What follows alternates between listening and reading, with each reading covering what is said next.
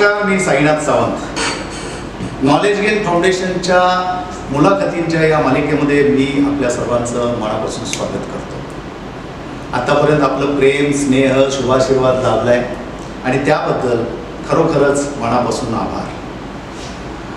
Direct selling इंडस्ट्रीतल्या दिग्गज मराठी लोकांच्या मुलाखतींचा कार्यक्रम आम्ही सुरू केला आणि आपल्या सर्वांचं प्रेम आम्हाला लाभलं.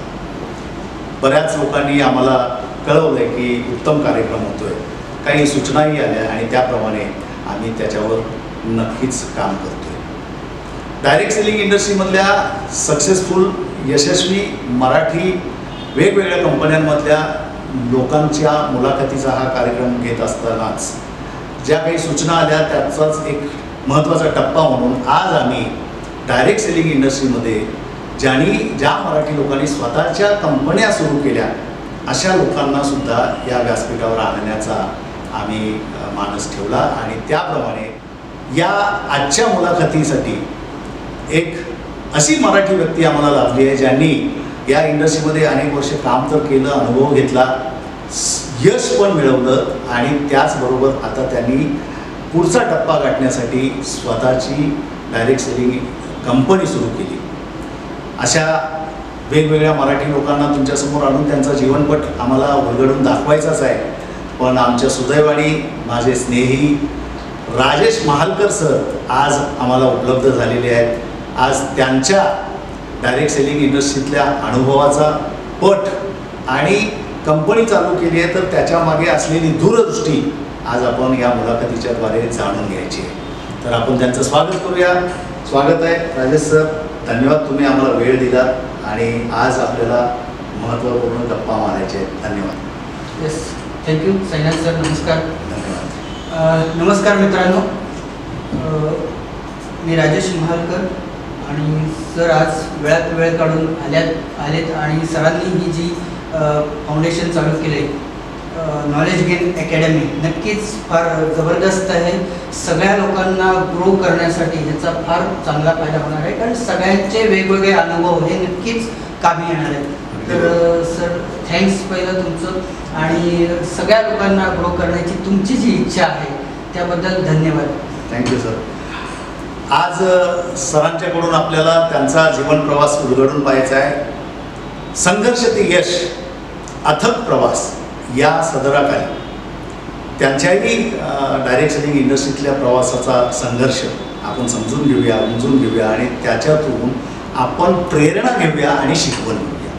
तर सर, तुमचा डायरेक्ट सेलिंग इंडस्ट्रीमध्ये प्रवेश साधारण किती वर्षापूर्वी झाला आणि डायरेक्ट सेलिंग इंडस्ट्रीमध्ये तुम्ही अपघाताने आलात की तुम्हाला कोणी धक्का मारला, तुम्ही या व्यवसायात कसे आलात आणि मग तुम्ही डायरेक्ट सेलिंग इंडस्ट्रीमध्ये जे थोडंफार यश मिळवलं तर ते यश कसं काय मिळालं, पण ते प्रवास तर जाणून घेऊच आम्ही.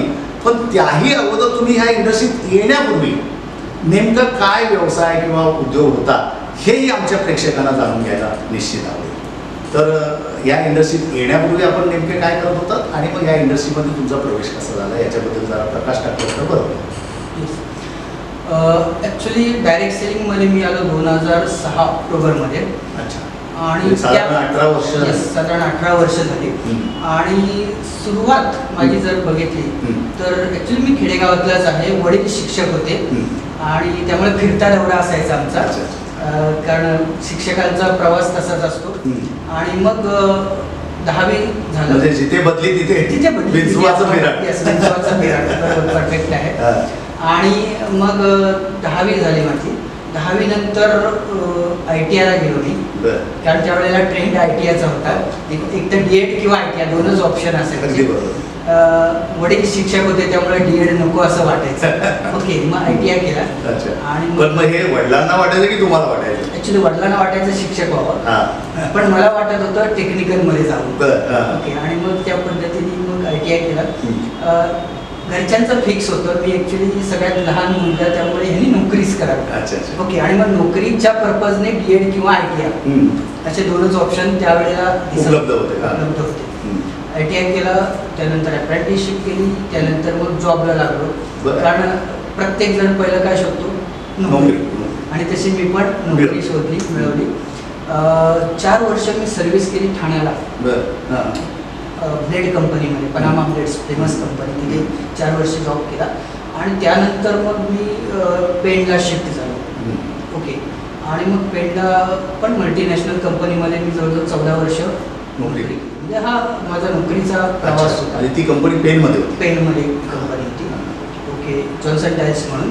ओके. आणि चांगल्या कंपनीमध्ये आपण म्हणतो की एक चांगली नोकरी मिळाल्याचं समाधान पण ते झालं. चांगली नोकरी, चांगला पगार. पगार नव्हता चांगला, पण नोकरी चांगली होती. ओके. तर त्या पद्धतीने मग चालू होतं.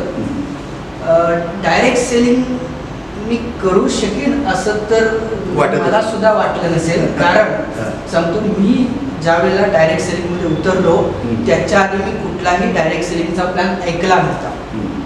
म्हणजे आपण म्हणतो ना, निगेटिव्ह मधले निगेटिव्ह माणसं. म्हणजे माझे एक खास मित्र आहे, तो आजपर्यंत म्हणजे शेवटपर्यंत माझ्याशी बोलला नाही. कारण तो डायरेक्ट सेलिंग करत होता आणि मी प्लॅन ऐकायला सुद्धा तयार होतो. म्हणजे जनरली आता बरीच लोक, एवढी नकारात्मक विचारसरणी असलेली व्यक्ती जी पुढच्या काळात डायरेक्ट सेलिंग इंडस्ट्रीमध्ये आली. कारण तो एक प्लॅनमध्ये होता, बिझनेसमध्ये होता आणि सारखा खास मित्र. म्हणजे त्याची इच्छा होती की त्याच्यासोबत मी असावं. पण एवढ्या वेळा त्यांनी प्रयत्न केला मला बिझनेस प्लॅन दाखवण्यासाठी. माझा कायमचा डायलॉग एकच होता की तू घरी ये, चहा पी, जेवायला ये, सगळं काय कर, 2 वेळचं जेवण जेवण कर, काही प्रॉब्लेम नाही. पण हा नॉर्मल डायलॉग आहे सगळ्यांना, नॉर्मल जसं बाकी लोकांना वाटतं तसंच. आणि तेवढं आणि पुढील काळात हा डायलॉग तुम्हाला पण ऐकायला मिळाला बऱ्याच वेळा काय. आणि तो सगळ्यांना ऐकायला मिळणार, अजून पण मिळणार आहे पुढे. तर तेवढा निगेटिव्ह होतो. आणि मग म्हणजे ऐकायची मानसिकता नाहीच. म्हणजे शेवटपर्यंत आजही तो माझ्याशी म्हणजे शेवटपर्यंत बोलत नाही. कारण दुखापत हा तो मी त्याचा प्लॅन नाही ऐकला आणि मी स्वतः डायरेक्ट सेलिंगमध्ये उतरलो नंतर. तर शेवटी हे वाटतं माझ्याबरोबर नाही उतरला आणि हा नंतर चालू केलं. तर त्या लेवलला मी निगेटिव्ह होतो डायरेक्ट सेलिंगमध्ये येण्यापूर्वी. नवीन असताना ह्या सगळ्या गोष्टी प्रत्येकाच्या बाबतीत 100%. पण मग तुम्ही नोकरी करत होता, डायरेक्ट सेलिंग इंडस्ट्रीबद्दल तुमच्या मनात निगेटिव्ह विचार होते आणि पण मग नंतरच्या काळात तुम्ही आलात. मग हा जो ड्रास्टिक चेंज आहे तो कसा काय झाला आणि त्याला कोण कारण? छान प्रश्न आहे, ते सांगतो. ॲक्च्युली फर्स्ट तर मी किंवा माझ्या घरच्यांनी पण माझ्यावर नोकरीचंच प्रभुत्व टाकलं होतं की घरातलं लहान मुलगा आहे तर हा एक सेटल असावा. सर्वांची भावना असते ना नोकरी करावी म्हणून मी नोकरीमध्ये होतो. एक इन्सिडेन्स घडला ज्या कंपनीत मी नोकरीला होतो ना. ॲक्च्युली मी युनियन लीडर झालो. म्हणजे शेवटी लिडरशिपचा गुण हा होताच. युनियन लीडर म्हणजे संघटन बांधणी आलीच पहिल्यापासून होता. म्हणजे तो आपण म्हणतो ना आपल्या आतूनच इनबिल्ट होता. आणि मग तिथे युनियन लीडर झालो. मग युनियन लीडर झाल्यानंतर मग काहीतरी भानगडी चालूच असतात. त्या भानगडीमध्ये अडकलो आणि मी सस्पेंड झालो. ओके. 6 महिने मी घरी होतो. तिथपर्यंत माझ्या डोक्यात कधीच कुठे बिझनेस करावा हा विषय नव्हता. बरं, आपण रोजी रोटीवर नाईलाज झाला माझा. आणि मग त्या नाईलाजातून ॲक्च्युली सुरुवात मी केली इन्शुरन्समध्ये. आता घरी बसून विमा सेक्टरमध्ये. भाऊ म्हणाला की रिकामा का बसतोस ना, काहीतरी चालू कर. तर कोणाच्या घरोघरी जाणं आणि कोणाला हाजी करणं आपण जे म्हणतो ना, हे माझ्या पटवापटवी करणं अजिबात डोक्यातच नव्हतं. पण नाईलाज झाला, स्वभावात नाही. नाईलाज झाला. भाऊ म्हणाला की तू आता कर, इन्शुरन्स तरी कर. मोकळा बसून बस. इन्शुरन्समध्ये उतरलो. इन्शुरन्समध्ये वेगवेगळे ट्रेनिंग घेतले, नॉलेज घेतलं आणि त्यातून समजलं की माणसाचा स्वतःचा बिझनेस असायला पाहिजे. हे पहिलं कारण घडलं. मग ॲक्च्युली मला जॉबमध्ये पुन्हा रिटर्न घेतलं. मग नोकरी सुद्धा चालू झाली, इन्शुरन्स पण चालू झालं. हे सगळं असताना पुन्हा माझ्या मोठ्या भावाने डायरेक्ट सेलिंगमध्ये तो उतरला. आणि त्यांनी काय केलं, त्यांनी मला डायरेक्ट सेलिंग काहीच नाही सांगितलं. त्यांनी त्याच्या एका मित्राला माझ्या घरी पाठवला. मला फक्त फोन केला की माझा एक मित्र आहे संतोष म्हणून, तो जे सांगेल ते फक्त ऐकायचं आणि निघताना त्याच्याकडे 7,000 रुपये द्यायचे. बस, बाकी काही. इथे मी प्लॅन ऐकेन, मला पटेल, आवडेल आणि मी करेन, हा प्रकार नाही, ऑप्शनच नव्हता. तो जे ते सांगितलं हक्क हक्क है ना, आणि त्या हक्कापायी मी त्याला नाही बोलू शकत. त्याला पूर्वी Obligation. जेपी म्हणायचे, जेपी, जबरदस्ती कप्तान.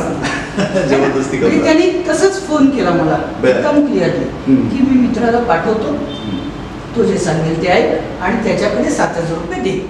याच्यातून एक लक्षात येते का, हा सुद्धा नेटवर्क मार्केटिंग मध्ये काम करण्याचा एक प्रकार आहे. 100% तुम्ही जे तुमचे हक्काचे आहेत ते तुम्ही त्यांना कन्व्हिन्स करणं किंवा ते प्रोफेशनली जाऊन त्यांना हे करणं काही गरज नाहीये. जे हक्काचे आहेत त्यांना तुम्ही डायरेक्ट क्लोजिंग म्हणजे तुम्ही हक्काच्या माणसानं असं क्लोजिंग करू शकता.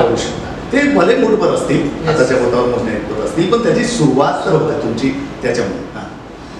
मग त्यांनी मला प्लॅन दाखवलं, मी म्हणण्याप्रमाणे 7,000 रुपये पाठवले, त्यांनी मला प्रोडक्ट पाठवलं आणि मग त्यांनी मला एका ट्रेनिंगला बोलवलं. मी इथून पेणवरून डोंबिवलीला गेलो होतो. माझं पहिलंच ट्रेनिंग लाईफमधलं, म्हणजे म्हणजे इन्शुरन्सच्या नंतरचं. ओके, मग डायरेक्ट सेलिंगच्या ट्रेनिंगमध्ये गेल्यानंतर मला एक माहोल दिसला, जो माहोल ह्याच्यापूर्वी नव्हता दिसला. एक्साइटमेंट, उत्साही, जोर, हंगामा, टाळ्या बिळ्या हे कुठे बाकी कुठे दिसलंच नव्हतं. आणि ते बघितलं आणि मग एक ताकद समजली की एकट्या माणसाने आयुष्यभर किती पण मेहनत करा, फार मोठं यश नाही.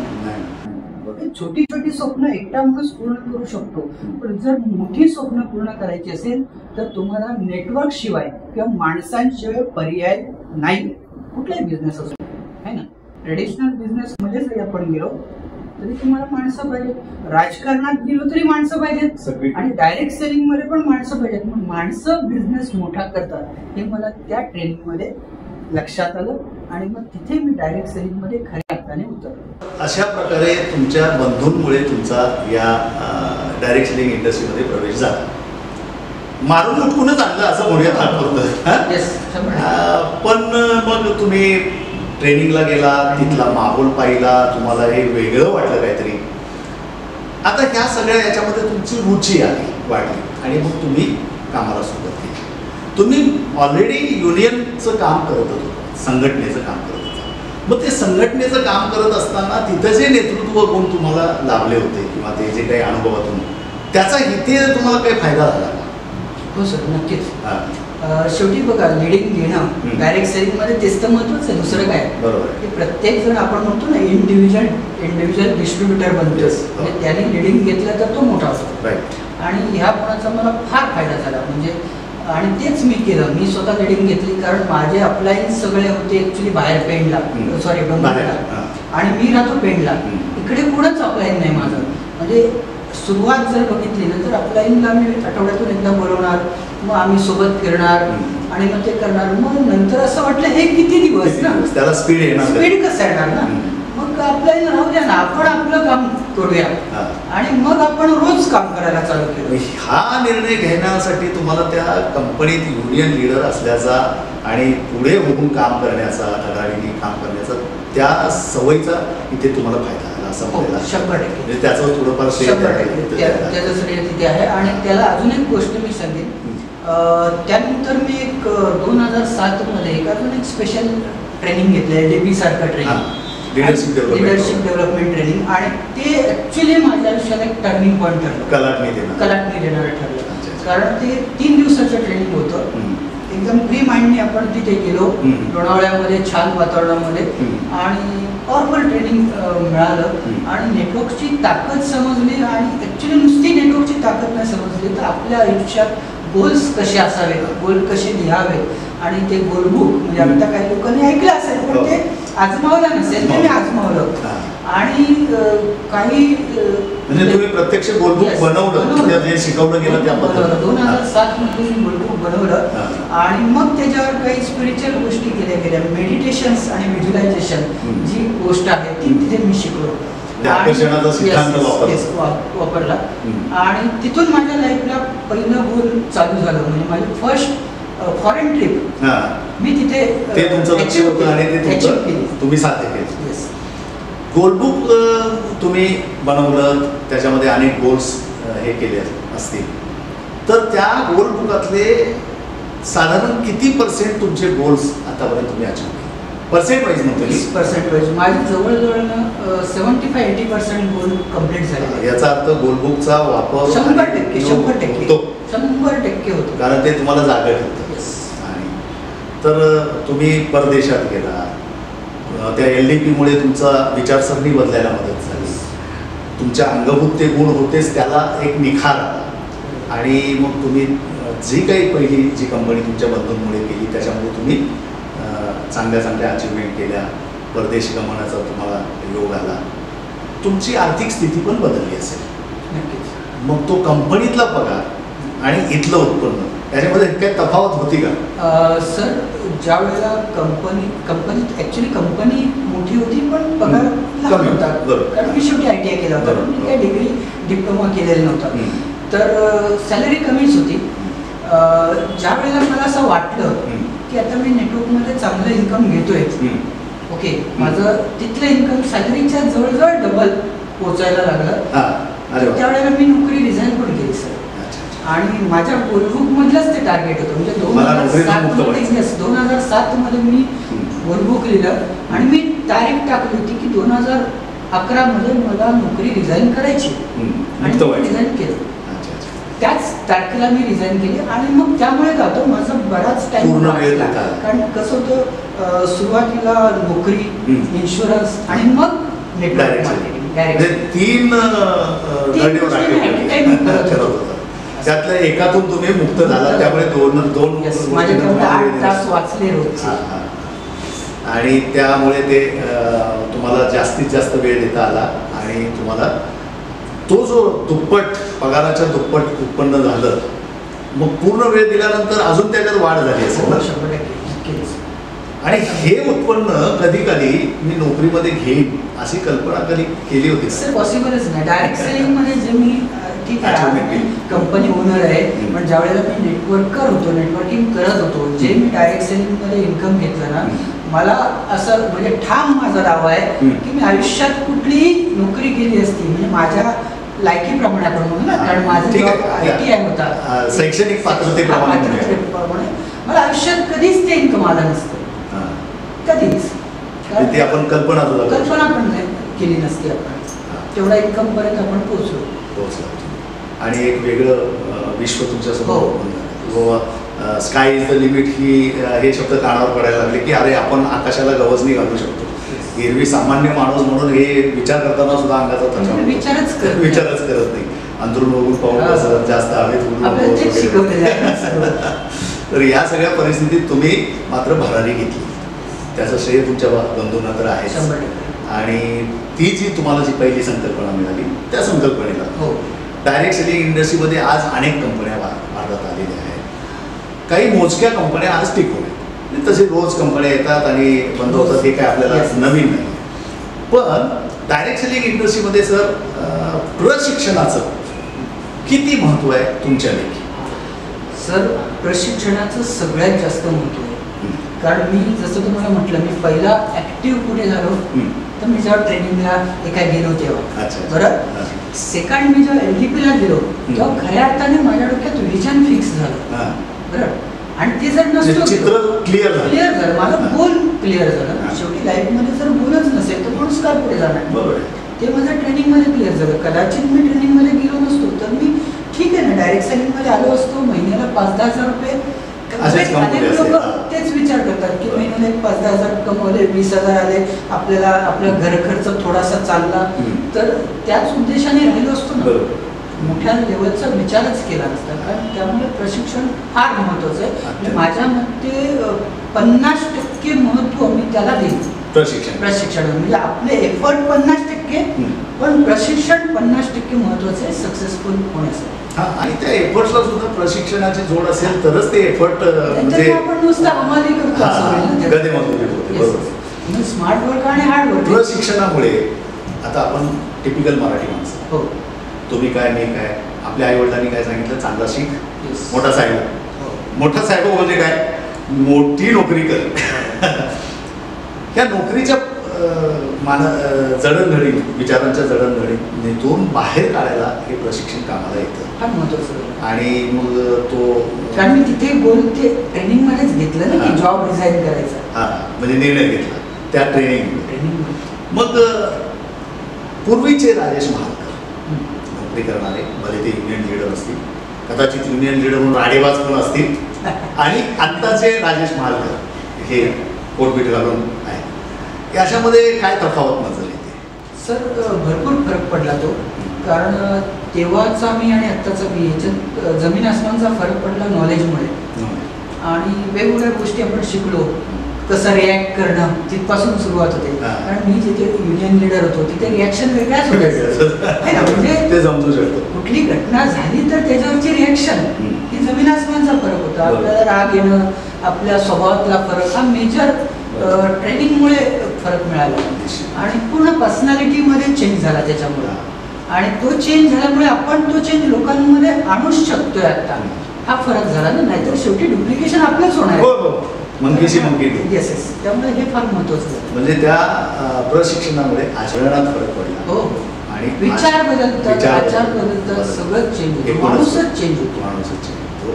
आणि मग ते इतरांना सुद्धा खूप चांगलं प्रेरणादायक ठरलं. या प्रशिक्षण याचा तर किती फायदा आहे ते तुम्ही सांगितलं. मला सर सांगा, या सेक्टरमध्ये बऱ्याचशा पुस्तकांना पण सुचवलं जातं की ही पुस्तकं तुम्ही वाचा.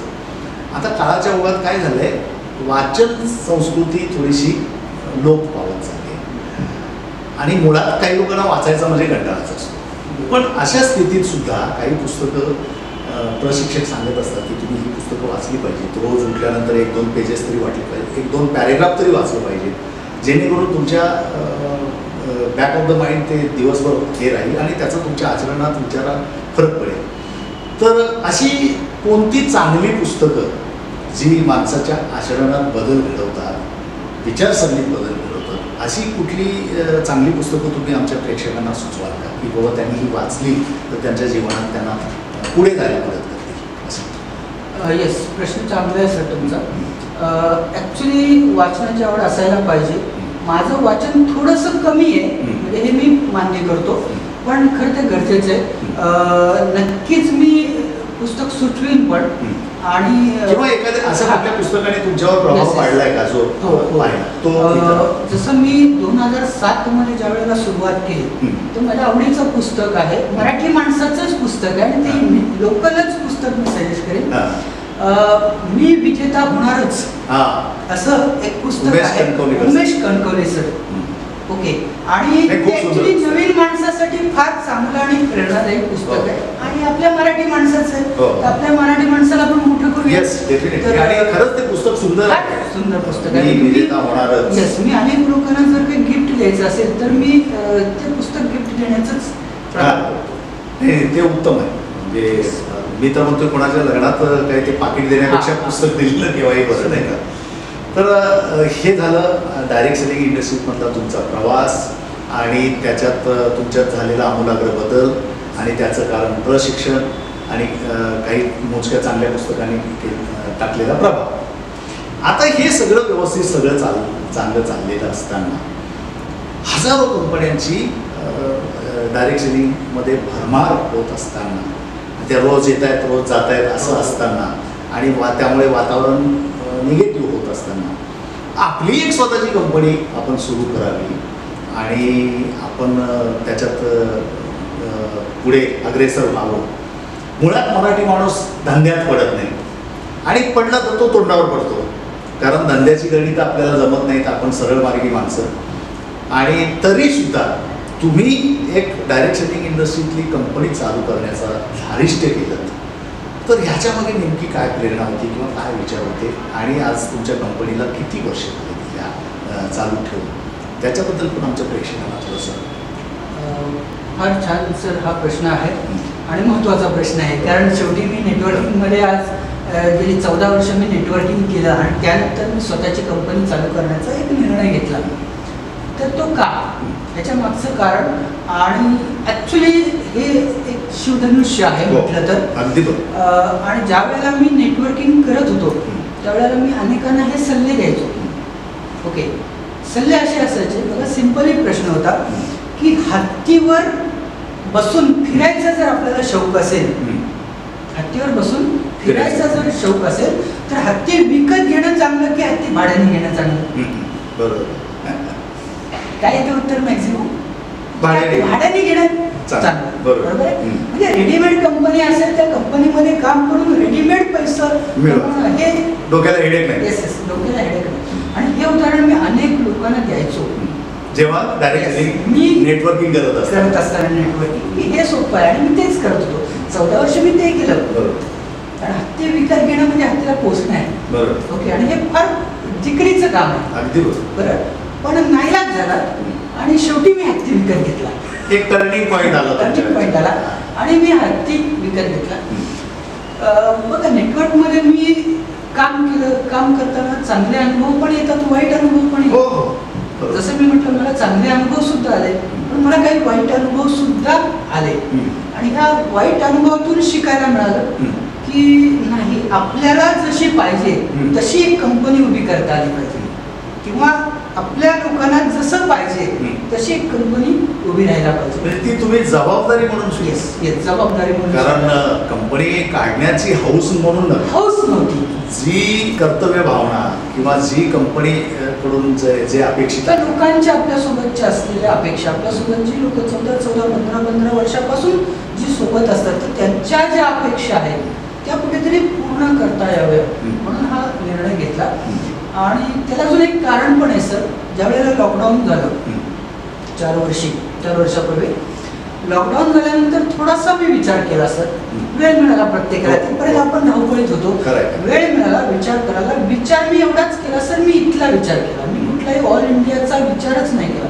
मी विचार केला माझ्या रायगड जिल्ह्याचा, महाराष्ट्रातला, की आत्तापर्यंत माझ्या रायगड जिल्ह्यामध्ये अनेक कंपन्या आल्या, बाहेरून अनेक कंपन्या आल्या. हजारो लोकांनी, लाखो लोकांनी नेटवर्किंग केलं आणि अनेक कंपन्या आल्या.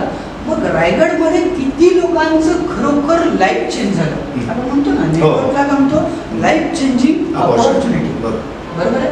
तर असं माझ्यासारखं मी म्हणेन की एक सामान्य माणूस होता. मी नेटवर्कमध्ये यायच्या आधी चालीत राहत होतो. आज जे काय उभं केलं ते नेटवर्कने उभं केलं. बरोबर. अशा चाळीत राहणाऱ्या माणसाचं आपण म्हणतो ना पूर्ण आयुष्य बदललं.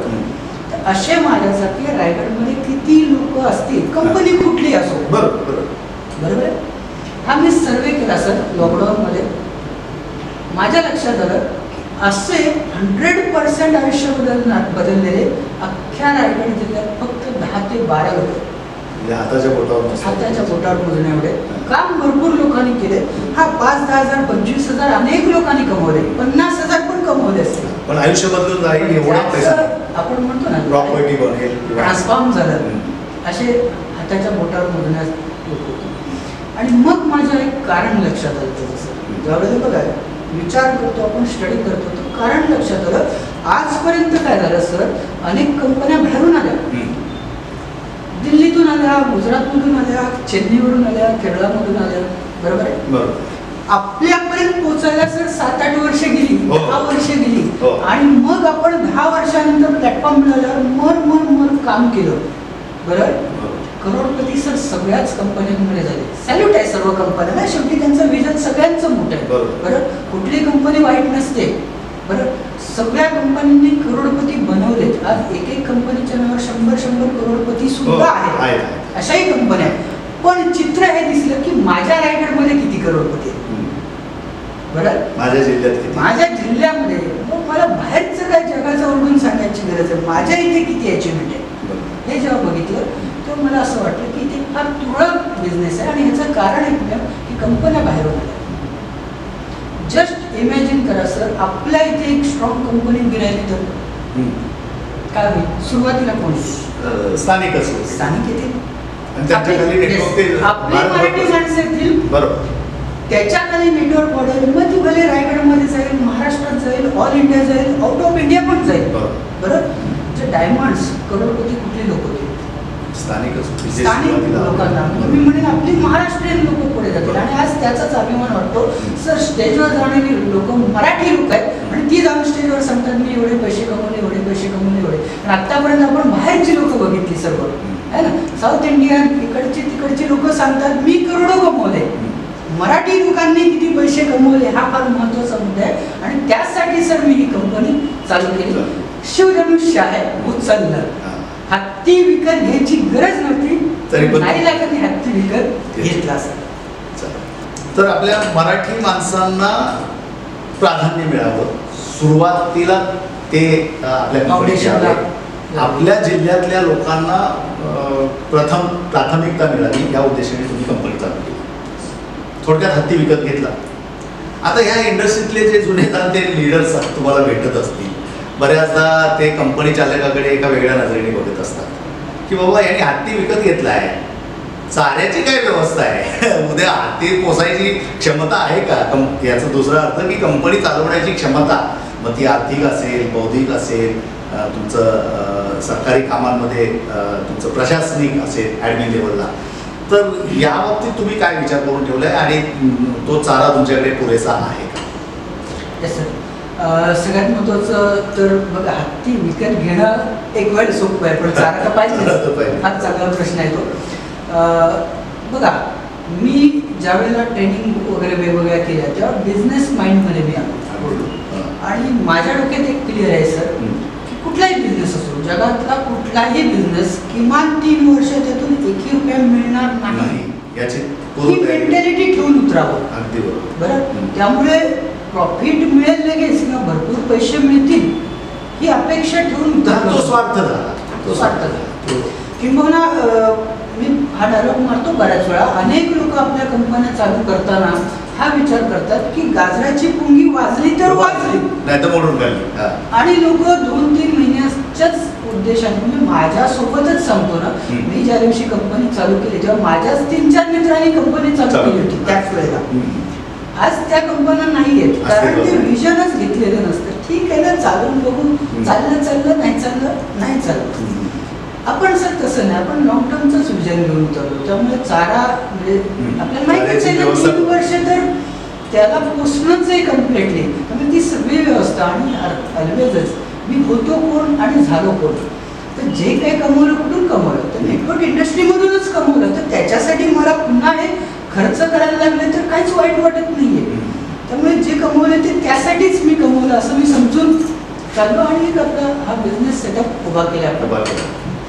बऱ्याच गोष्टी आहेत त्याच्यामध्ये, म्हणजे जसं चारा देण्याची क्षमता पाहिजेच, तुम्हाला नॉलेज स्वतःचं पण वाढवायला पाहिजे. दुसरी गोष्ट, मी आत्ता सुद्धा लास्ट वीकमध्ये एक ट्रेनिंगला जाऊन आलो स्वतः. ओके, म्हणजे असं काय नाही की मी मालक आहे म्हणून माझं आता मला सगळं समजलंय असं ॲटिट्यूड ठेवून नाही. मी मला अजूनही शिकायचं, मला ती निरंतर मला नवीन प्रोडक्ट्स आणणं आहे, मला नवीन गोष्टी करणं आहे, मला नवीन काही शिकणं आहे, ह्या गोष्टी मला करणंच आहे.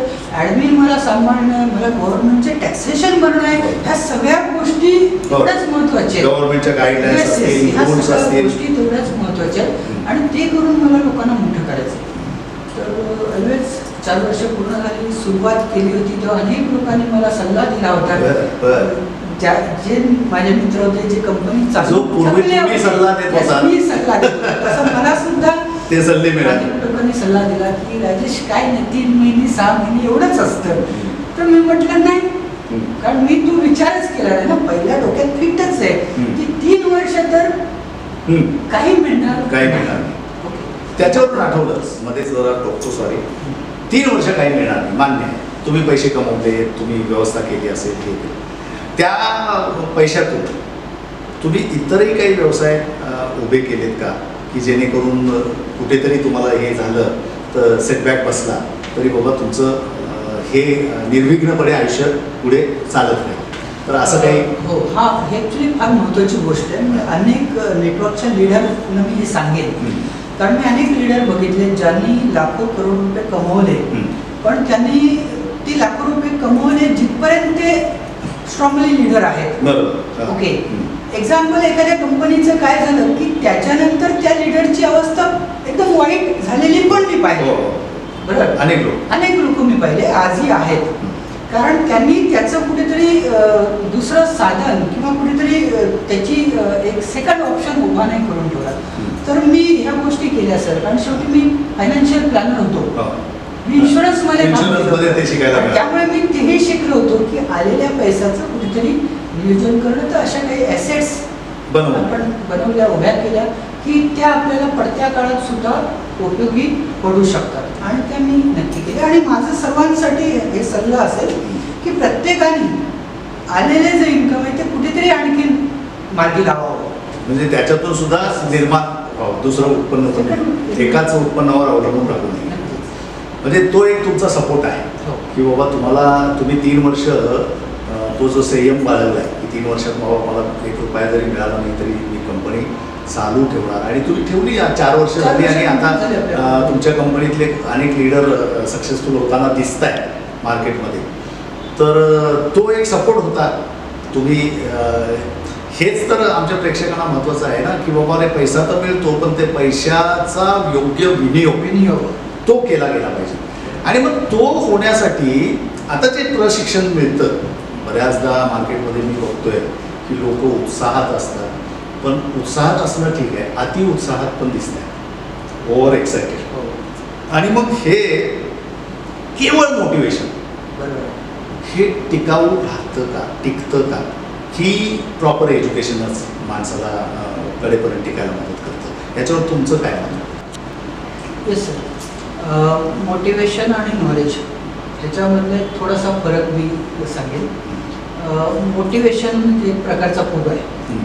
अगदी बरोबर. पण फुगा हवा भरली पण पटकन कोणीतरी टाचणी लावली तर काय होतं, फुस होतो. 1-2 नकार आले तोंडावर की संपलं. हा 2-4 नकार आले, 2-4 लोकांनी सांगितलं की तू पण, म्हणजे एवढंच वाक्य तू पण हे बोललं तरी ती हवा जाते. ओके, तर हे आहे मोटिवेशन. मी प्रेफर करतो नॉलेजला.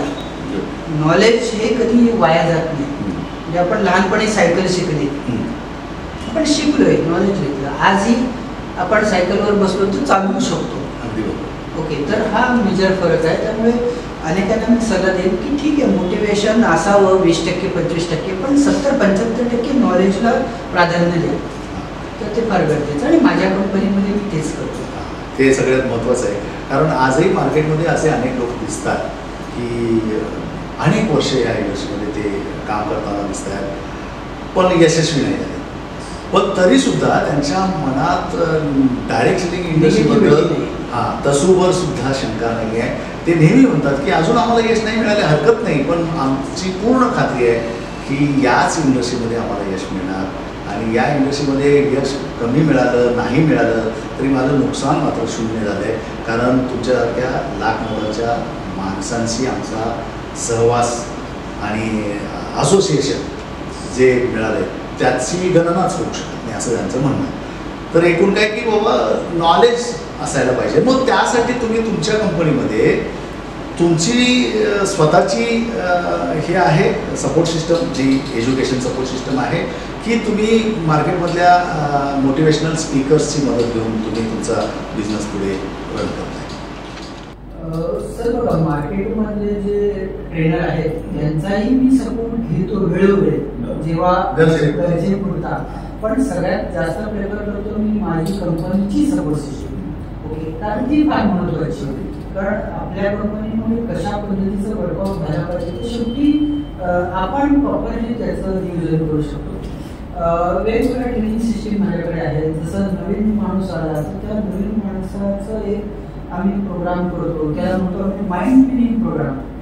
ओके, म्हणजे बघा जस्ट जो जॉईन झालेला माणूस आहे सुरुवातीला तो काहीच माहित नसतं, तो फक्त कोणीतरी सांगितलं म्हणून आलाय किंवा नाही का तुम्हाला नाही बोलायचं नाही म्हणून मी आलोय, एवढ्याच उद्देशाने संबंध लाखो रुपये कमवू करोड रुपये कमवू असलेल्या तरी माहीतच नसतं.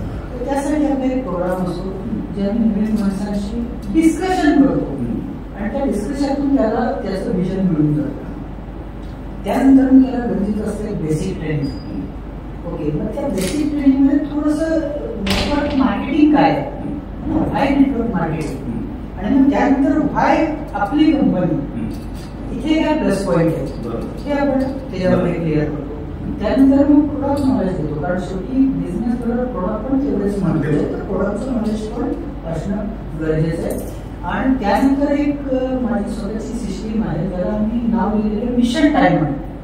म्हणजे एक सामान्य माणूस, नवीन आलेला माणूस, भले असं नाही की तो 2-4 कंपन्या केल्या आहेत नेटवर्क आहे असं नाही मी म्हणत. फर्स्ट टाइम नेटवर्क करणारा माणूस सुद्धा डायमंड पर्यंत कसं पोहोचू शकतो तर याच्यासाठी मी 4 सेशन्स बनवले आहेत.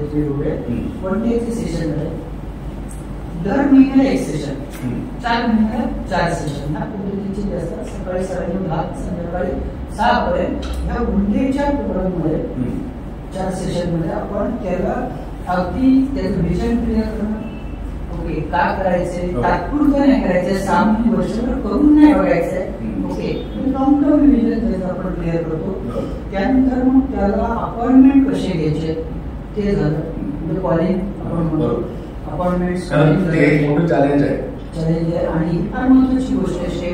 त्यानंतर प्लॅन प्रेझेंटेशन शिकवतो आपण त्याला, कारण शेवटी काही करा जिथपर्यंत त्याला प्लॅन आत्मनिर्भरच नाही तो अचिव्हमेंट करणारच नाही.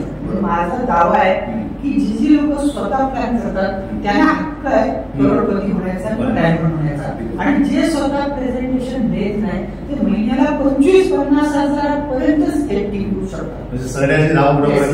त्यामुळे तो प्रेझेंटर बनला पाहिजे. आणि ते काम डुप्लिकेशनचं काम फार महत्वाचं आहे. ते केल्यानंतर मग क्लोजिंगचे काही महत्वाचे मुद्दे आणि असं एकंदरीत हे पूर्ण सेशन थोडंसं मोटिवेशन, पण 75% त्याला नॉलेज आणि तो माणूस टिकणारच. माझ्याकडे टिकले अपडाऊन्स आहेत, बिझनेस प्लस मायनस होणार, पण इंडस्ट्रीज आहे वर खाली होणार, पण ती माणसं कमाल करून दाखवणार याची गॅरंटी आहे. त्या पद्धतीची सिस्टीम आपण उभी केली. म्हणजे तुम्ही एज्युकेशन सिस्टम अशी डेव्हलप केली आहे की ज्याच्यामध्ये तो माणूस नवीन माणूस असेल तर तो कच्चा माल म्हणून आला आणि सगळ्या त्या प्रणालीतून जेव्हा बाहेर पडेल तेव्हा तो पक्का माल म्हणून बाहेर पडेल.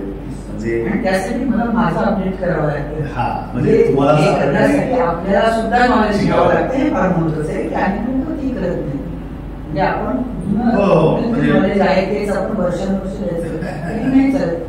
आपल्याला सुद्धा वेगवेगळ्या ट्रेनिंग भले मोठ्या ट्रेनरच्या ट्रेनिंग आपल्याला करावी लागतात. बरोबर, कारण काळाच्या ओघात काय काय नवीन अमेंडमेंट झालेले आहे त्याच्याबद्दलची माहिती आपल्याला असायला हवी. टेक्निकल काय सपोर्ट आलाय, टेक्निकल गोष्टी शिकायला, या सगळ्या गोष्टी आपण अपडेट असू तर आपल्या खाली टीम अपडेट असेल ना. Monkey C monkey do. आपण जर आराम करायला लागलो तर नक्कीच टीम पण आराम करेल आणि मग सगळेच आराम करतील.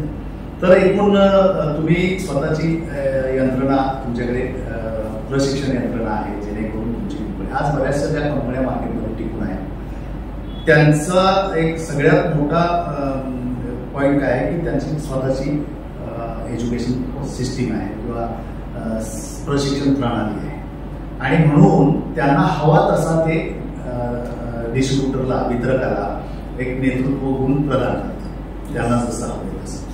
आणि प्रशिक्षणामुळे माणसामध्ये आमूलाग्र बदल घडू शकतो. हे तुम्ही स्वतः पण अनुभवले आणि अनेक लोकांना आपण पाहिले जे मवाली सारखे दिसायचे आज कोट बीट घालून फिरतायत वगैरे.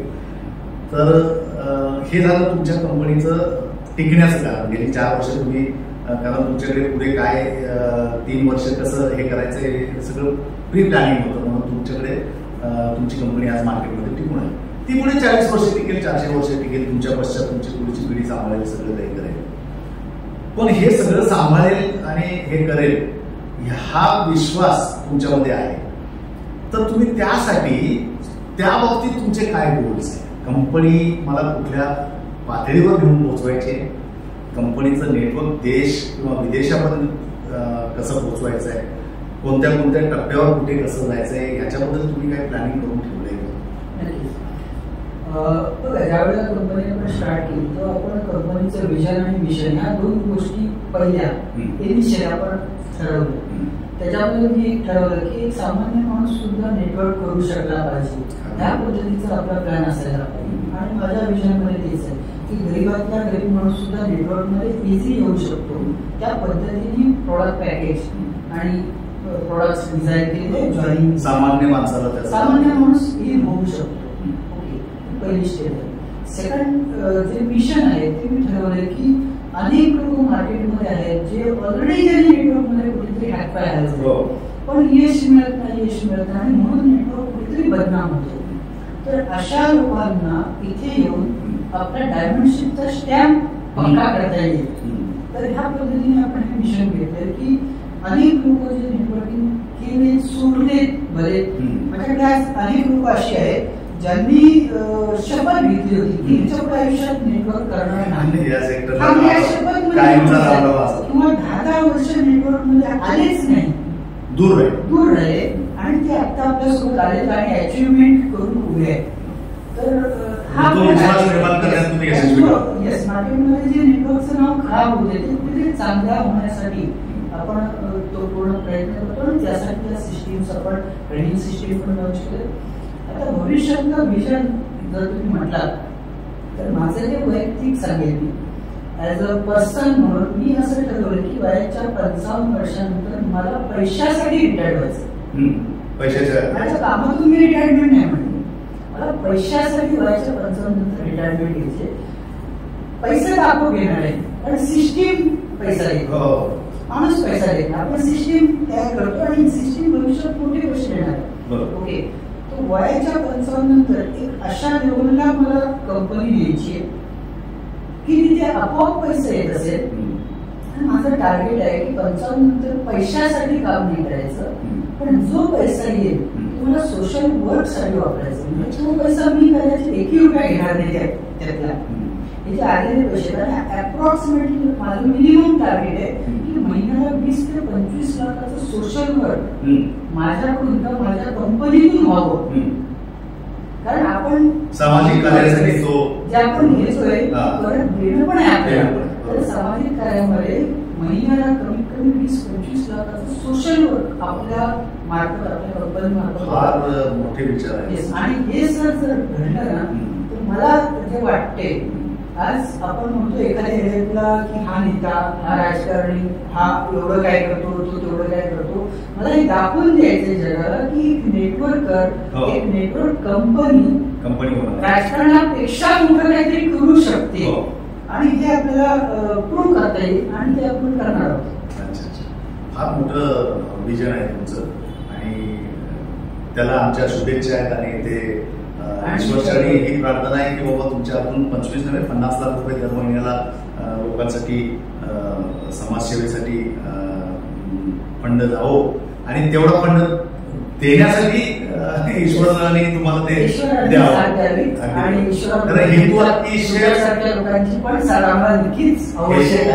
चांगला आहे आणि त्याच्यामुळे नेटवर्क मार्केटिंग सेक्टरकडे लोकांचा परिणाम दृष्टिकोन आहे की हा फसवाफसवीचा धंदा आहे, स्वतःचा स्वार्थ साधण्याचा धंदा आहे. काय विचार करताय या सेक्टरमध्ये लोक समाजाचं आपण देणं लागतो आणि मला मिळालेला पैसा मी समाजातच परत देऊ इच्छितो असा विचार करणं हे केवळ नेटवर्क मार्केटिंग इंडस्ट्रीमधलेच लोक करू शकतात. आणि मोठमोठे डायमंड लोक, मोठमोठे कंपनी ओनर्स हे करताना दिसत आहेत आणि त्यात आमचा एक मराठी माणूस हे करताना करू इच्छितोय. खरं तर या गोष्टीला फार मोठं सॅल्यूट म्हणायला पाहिजे. तर सर याला आमच्या तर शुभेच्छा आहेतच आणि काळ काही फार पुढं हे नाहीये, घोडा मैदान जवळच आहे आणि त्यासाठी तुमची कंपनी अटकेपार झेंडा लावावी म्हणजे देशाच्या कानाकोपऱ्यात तुमच्या कंपनीचं नेटवर्क उभं राहावं आणि पेन हे नाव संपूर्ण जगाला या कंपनीमुळे अधिक सुपरिचित व्हावं ही मात्र माझी शुभेच्छा आहे. तर आता समारोपाकडे वळूया. तर हे होते राजेश महालकर सर. आज त्यांच्याशी आपण गप्पा मारल्या. मुलाखत थोडीशी औपचारिक वाटते म्हणून मला गप्पा हा शब्द आवडतो आणि मी प्रत्येक पाहुण्यांशी गप्पा मारण्याचा प्रयत्न करतो. त्यामुळे ते दिलखुलास बोलतात, हातचं राखून काही ठेवत नाही. मुलाखत म्हटलं की थोडंसं औपचारिकता येते नाही का. तर महालकर सरांशी आपण आज गप्पा मारल्या. त्यांचा जीवनपट, त्यांचा भावी संकल्पना, त्यांना काय काय करायचं आहे हे सगळं उलगडून पाहण्याचा प्रयत्न केला. आम्ही किती यशस्वी ठरलो आहे ते तुम्हीच ठरवून सांगायचं आहे पाहिल्यानंतर. महालकर सरांचा नंबर आम्ही खाली देत आहोत. त्यांची ही मुलाखत तुम्हाला आवडली असेल तर त्यांचं नाव आणि नंबर आम्ही देतच आहोत. जेणेकरून समजा तुम्हाला त्यांना स्वतःला काही डायरेक्ट प्रश्न विचारायचे असतील, प्रश्न विचारला तर चालेल ना सर? तर तुम्ही त्यांना प्रश्न विचारू शकता. त्यांच्या कंपनीबद्दल जाणून घ्यायचं असेल, त्यांच्या संकल्पनेबद्दल म्हणजे त्या प्लॅनबद्दल जाणून घ्यायचं असेल, त्यांच्या प्रॉडक्ट्सबद्दल जाणून घ्यायचं असेल तर कधीही तुम्ही त्यांना फोन करून माहिती करून घेऊ शकता. आणि जर तुम्हाला वाटलं त्या संकल्पनेचा लाभ घ्यावा तर नक्कीच तुम्ही त्यांचा लाभ घेऊ शकता. या शृंखलेमध्ये, मुलाखतींच्या या शृंखलेमध्ये आज हा पहिला एपिसोड आहे जो एका कंपनी ओनरचा आम्ही घेतलेला आहे, कंपनी चालकाचा घेतलेला आहे, मराठी कंपनी चालकाचा. आता इथून पुढे अनेक होतील, तो भाग वेगळा, पण आजच्या ह्या पहिल्या कंपनी चालकाचा मान महालकर सरांना जातो आहे. आणि खूप सुंदर मुलाखत किंवा खूप सुंदर गप्पा रंगल्या. नॉलेज गेन फाउंडेशननी सुद्धा डायरेक्ट सेलिंग इंडस्ट्रीमध्ये संघर्ष करत असलेल्या नवोदित लोकांसाठी प्रशिक्षणाची जबाबदारी उचलायचं ठरवलं आहे. मी मागील एपिसोडमध्ये पण बोललोच आहे, यावेळेला पण परत सांगतो की आम्ही नॉलेज गेन फाउंडेशनसाठीचा सुद्धा नंबर खाली देत आहोत. Knowledge gain foundation basic education workshop फुल डे, ॲडव्हान्स एज्युकेशन वर्कशॉप फुल डे असं वेगवेगळ्या ठिकाणी ऑर्गनाईज करणार आहे. त्याच्याबद्दलची माहितीसुद्धा तुम्हाला जर जाणून घ्यावीशी वाटली तर त्या फोनवर तुम्ही विचारू शकता. त्याची जागा कुठे असेल, त्याची फीज काय असेल वगैरे. त्याच्यामध्ये का करावा, कसा करावा हे बेसिक एज्युकेशन वर्कशॉपमध्ये शिकवलं जाणार आहे किंवा त्याच्याबद्दलची माहिती दिली जाणार आहे. आणि कसा टिकवावा हे ॲडव्हान्स एज्युकेशन वर्कशॉपमध्ये त्याच्याबद्दलची माहिती दिली जाणार आहे. जी प्रूव्हन सिस्टम आहे जगभरात, ज्याच्याद्वारे लाखो लोक संपूर्ण जगभरात डायमंड झालेले आहेत. डायमंड हे आपण कंबाईंड नाव वापरतोय. श्रीमंत झालेत, अब्जाधीश झालेत, करोडपती झालेत. तर ती सिस्टम काळाच्या ओघात 28 वर्षापूर्वी आपल्या भारतामध्ये ही इंडस्ट्री सुरू झाली. त्यावेळेची चॅलेंजेस काय होती, आत्ताचे चॅलेंजेस काय आहेत, याच्यावर त्या वर्कशॉपमध्ये संपूर्ण दिवसभरात नॉलेज प्रोव्हाइड करण्याचं काम नॉलेज गेन फाउंडेशन करू इच्छित आहे. त्याला प्रतिसाद कसा द्यायचा हे तुमच्या हातात आहे. आणि त्यामुळे तिथे कोणत्याही कंपनीला आम्ही प्रमोट करणार नाही आहोत. डायरेक्ट सेलिंग इंडस्ट्रीमध्ये जे स्वतःचं संघटन नेटवर्क बिल्ड करू इच्छितात तर त्यांना मार्गदर्शन देण्याचं काम त्या वर्कशॉपचं असेल. त्या वर्कशॉपमध्ये आल्यानंतर आपल्या प्रश्नांची उत्तरं घेऊन जायचं आहे आपल्याला. तिथे केवळ मोटिवेशन बजावताली असला काही प्रकार होणार नाही. तर त्या सगळ्या गोष्टीचा लाभ घ्यायचा असेल तर आपण त्या नंबरवर संपर्क साधून त्याच्याबद्दल अधिक माहिती घेऊ शकता. तुमच्या कंपन्यांच्या तुम्हाला सपोर्ट सिस्टम मदतीला आहेतच, पण अजून काही व्यापक जाणून घ्यायचं झालं तर तुम्ही त्याचा लाभ घेऊ शकता. तर आपलं प्रेम असंच आम्हाला लाभत राहू, आपण दिलेलंच आहे. तुमचं प्रेम दर्शवण्याचा एक चांगला मार्ग मी दरवेळेला सांगत असतो की बाबा त्या एपिसोडला किंवा या आमच्या नॉलेज गेन फाउंडेशनच्या चॅनेलला लाईक करा, सबस्क्राईब करा, शेअर करा. कारण जिथं आम्ही पोचू शकत नाही तिथे तुम्ही पोचू शकता. तर शेअर करा, चांगले कॉमेंट्स द्या, जेणेकरून आम्हालाही हुरूप येईल. आम्हाला अशा खूप चांगल्या लोकांना तुमच्यासमोर आणता येईल, त्यांचा जीवनपट तुमच्यासमोर उलगडून दाखवता येईल. संघर्ष ते यश, अथक प्रवास, तो प्रवास तुमच्यासमोर आणताना आनंद होईल. पण तुमच्या पण सपोर्टची गरज आहे ना. तर मला खात्री आहे तुमचं प्रेम असंच कायम राहील. पुन्हा लवकरच भेटण्यासाठी आता मात्र थांबायला. धन्यवाद सर.